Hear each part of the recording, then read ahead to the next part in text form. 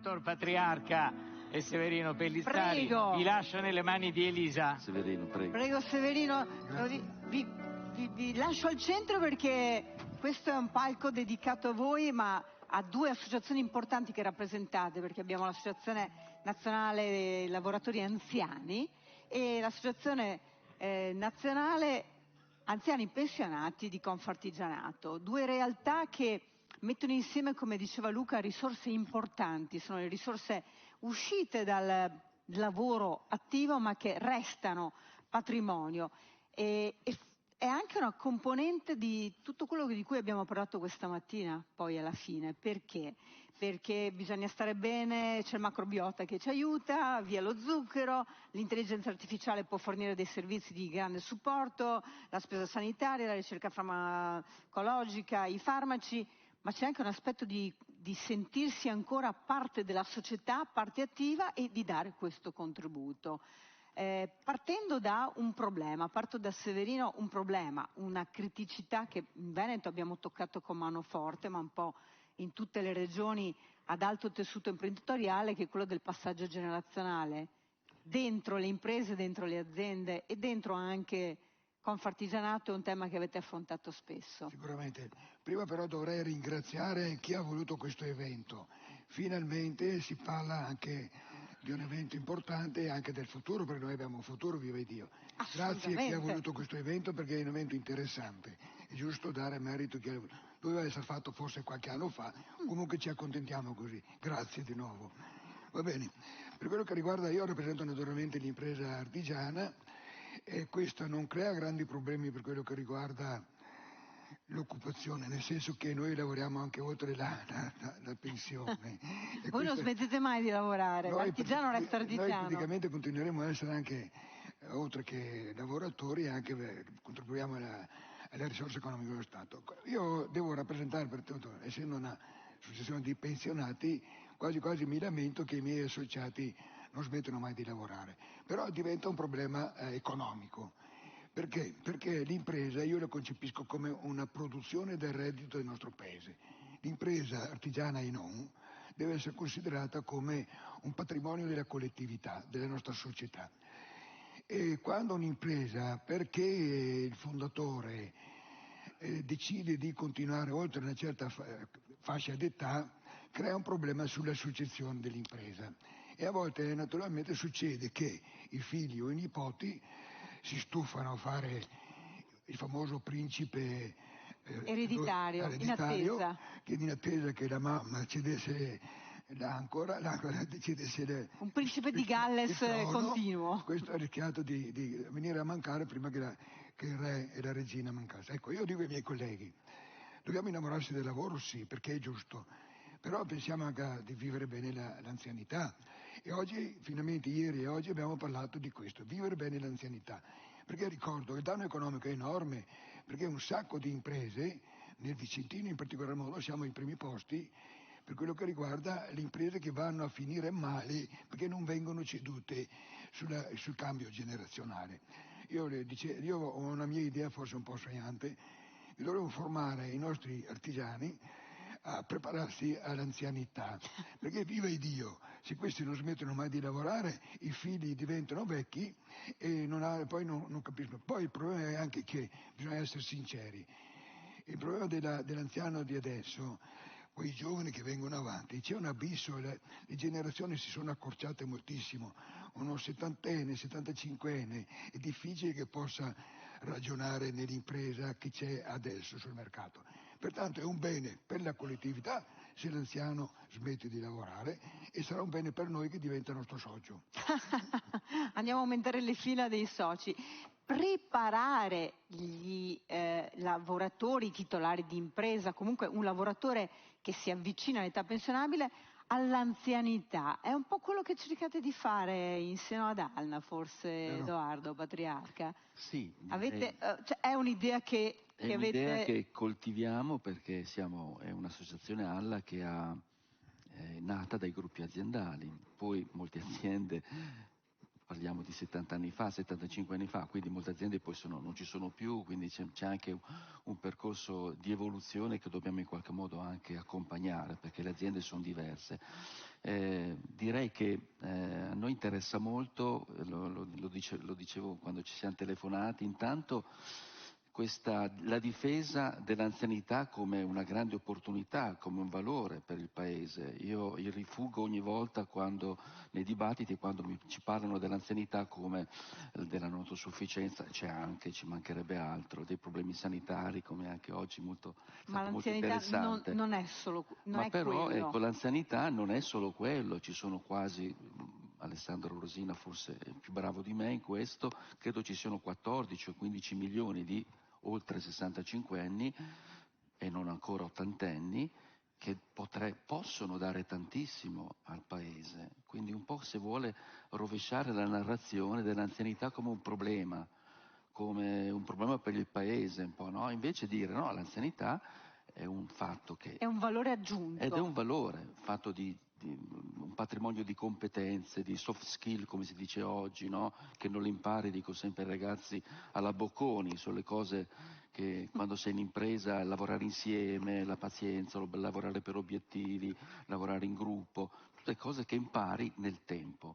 E questo patrimonio noi credo che debba essere in qualche modo preservato e passato nelle aziende ai giovani che entrano nell'impresa. E quindi, come dirle, aziende che abbiano a cuore questo percorso intergenerazionale, a noi sta molto a cuore, cioè giovani e anziani. Più che il passaggio, proprio un percorso che serva da... dove un po' anche le aziende sono chiamate anche loro a farsi carico di questa stagione della longevità.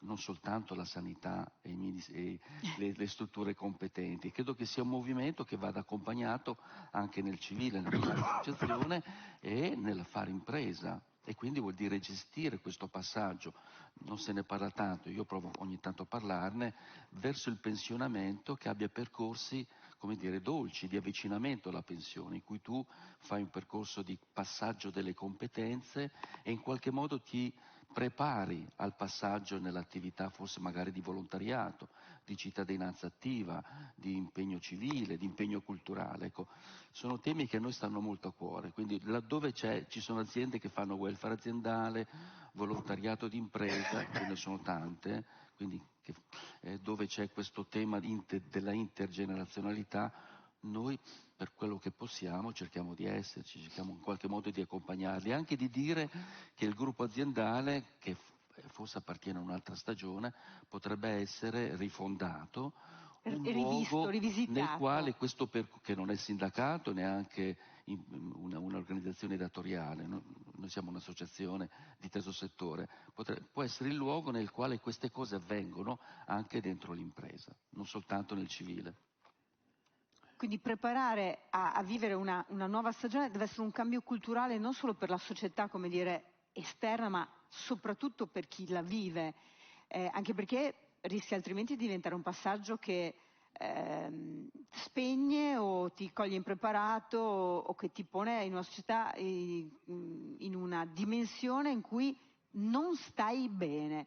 Una delle parole ricorrenti di questa mattina, oltre a qualità della vita, era anche benessere, stare bene. Certo. Quindi una stagione della vita, che dire anziani sembra una parola brutta, non lo è. Io a me dico diversamente giovani, in realtà ormai siamo tutti, cominciamo a entrare, eccetto una popolazione veramente molto giovane, in questa fascia di contenitore molto grande. Gli over 80 hanno un'altra stagione, invece abbiamo una stagione della vita che può essere attiva, fattiva, molto produttiva e dare un contributo molto forte alla comunità e procurare benessere anche alla persona stessa. Un po' quello che comunque ANAP fa dentro al suo ambito, tiene comunque dentro questo grande contenitore, questa grande famiglia, le persone che ci sono sempre state, che continuano questo impegno. Ecco, noi abbiamo l'ambizione, perché l'ambizione muove il mondo, muove l'economia, l'ambizione positiva. Che con Fartigianato prendiamo i nostri associati dalla culla e quasi alla tomba, no? Come la Chiesa, perché li accompagniamo nel corso della vita lavorativa, nella formazione nella vita lavorativa, e poi con ANAPA, adesso come ne parlavo anche ieri telefonicamente con lei, io avrei un sogno con la nostra struttura di formazione di accompagnarli anche, venire anziani in maniera più ludica, perché vive Dio, questi lavorano fino a 80 anni e non si può pensare di far lavorare. Certo. Ecco, io però vorrei sottolineare un passaggio importante che mi sta a cuore, sul discorso anche che diceva il senatore. Passaggio generazionale vuol dire anche passaggio di credenza, di cultura, di mentalità, di stili di vita. Qui in Italia abbiamo un grosso problema, è una mia idea storica. Non siamo mai riusciti a fare, come si può dire, un part-time intelligente. Bisogna diluire nel tempo l'uscita dal mondo del lavoro, sia come imprenditori ma anche come operai, impiegati o tecnici, perché è drammatico. Lei rappresenta l'imprenditoria del settore, perché mi ricordo a Valdagno è stata una delle prime associazioni nate nell'azienda Marzotto, no? Ecco, io ho conosciuto Alla a suo tempo che ero un ragazzotto. Ecco, bisogna immaginare il modo di lavorare, il passaggio del mondo del lavoro a quelli che entrano nel mondo del lavoro anche gestito in maniera meno traumatica, perché io ho conosciuto persone che da sera a mattina, se non erano persone importanti in un'azienda, E poi il giorno dopo erano nessuno. dopo Nel senso, 2 anni, comuni dopo cittadini. 2 mesi sono andati in depressione perché nessuno li vedeva. Ecco, bisogna fare un passaggio generazionale d'impresa, però anche un passaggio generazionale ai dipendenti, ai lavoratori, ai tecnici, e questo è un compito del sindacato dei lavoratori, perché un dipendente che fa anche il part-time costa troppo rispetto a quello che si potrebbe fare. Se uno, come in America, uno che fa il part-time, naturalmente deve costare il 50%. Qui da noi un part-time guadagna quasi quanto uno che è a tempo pieno, e sicché nessuno corre part-time. Dopo, avendo anche un basso numero di percentuale delle donne che lavorano, forse anche una modifica del sistema del lavoro sarebbe meglio per poter portare le donne a lavorare, perché credo che siamo l'Italia uno dei paesi più bassi dal punto di vista occupazionale femminile. Ecco, bisogna anche chi ha il compito di gestire i lavoratori, i tecnici, impiegati, perché ormai i lavoratori ce ne sono gran pochi, sono tutti dei tecnici nel mondo. Però io dico, bisogna avere maggiore flessibilità per quello che riguarda il mondo del lavoro, per l'accesso, per passare l'esperienza che diceva il senatore, ma anche naturalmente per avere meno traumi quando uno smetterà dal lavoro. Questo è un mio sogno che avevo qualche anno fa e spero di poterlo vedere esaudito. Era proprio il tema che vi lanciavo prima, perché l'uscita dal mondo del lavoro rischia di diventare veramente un momento traumatico in cui da una parte, come abbiamo detto, si perdono delle competenze, dell'esperienza, un patrimonio, ma dall'altro la persona che esce si sente improvvisamente persa, a meno che non si sia coltivato un momento di cambio di percorso in cui ci si trasforma in qualcos'altro, ma sempre dentro una comunità, dentro un territorio. Come dicevi, un passaggio a percorsi di cittadinanza attiva, di volontariato, molti lo fanno ma perché magari lo facevano già prima, ne fanno già parte, ma non per tutti è così automatico questo passaggio. Ma le aziende sono pronte a questo passaggio? Non tante, perché forse non si è ancora colgono? compreso fino in fondo che anche questo mondo, io non sono un imprenditore, quindi non oso avventurarmi a fare io, dire, No, certo. però posso dire che, visto che si dice che siamo di fronte a un cambiamento d'epoca, così dice Papa Francesco, vuol dire che il cambiamento d'epoca non riguarda solo la demografia anche, ma riguarda anche il sistema economico, il sistema produttivo. Quindi le imprese forse oggi capiscono ancora di più che il tuo capitale più importante sono le persone. E il clima aziendale è importantissimo. I giovani oggi che si dimettono sono tantissimi, l'anno scorso credo 300.000, e se uno va a leggere le motivazioni non è tanto lo stipendio, anche giustamente, ma proprio lo dicono chiaramente, clima aziendale, non vengono valorizzati i talenti, non c'è tutta una serie di questioni che non hanno a che vedere con la contrattualistica, no? Allora, se questo è vero, è chiaro che questo passaggio dal lavoro al momento in cui vai in pensione, diciamo così, potrebbe essere gestito positivamente. Nel 2012 al CNEL, ero consigliere al CNEL, era l'anno credo europeo dell'invecchiamento attivo, venne, non posso dire la ditta, l'azienda, perché purtroppo è un'azienda dell'automotive, quindi che adesso mi pare che abbia grandi problemi con Che i tedeschi, problema? e ci spiegò, però parliamo davvero del 2012, di questo percorso sostenuto dall'azienda, dolce negli ultimi anni, dalla fine del lavoro nel civile, e quindi l'azienda sosteneva dei part-time Ah, vedi, proprio uno regolati, severino.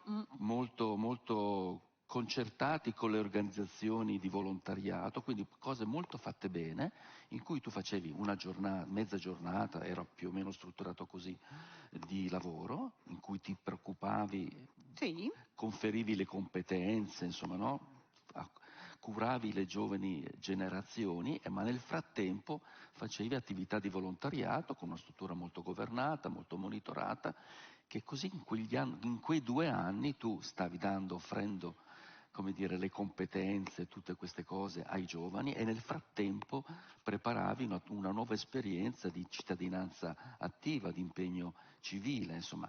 E su questo il campo è immenso, io lo dico sempre, insomma, no? È un campo immenso, se parliamo di cultura, di prendersi cura, di turismo sociale, di nonnità, insomma, no? Alla ha consegnato per la prima volta, abbiamo elaborato un rapporto sui nonni, l'abbiamo consegnato in anteprima a Papa Francesco, ma non per dire mitizzare i nonni, ma per dire che in quella relazione ci fosse, come dire, io l'ho chiamato uno scrigno di rapporto tra le generazioni, quindi, come dire, questo è il futuro che ci attende, no? Di una relazione tra le generazioni anziane, quelle che sono venute prima, dico sempre io, e i bambini e le bambine, e quindi usando molto questa immagine dei nonni, insomma, attorno a quell'esperienza credo che si potrebbe ripensare il paese un pochino.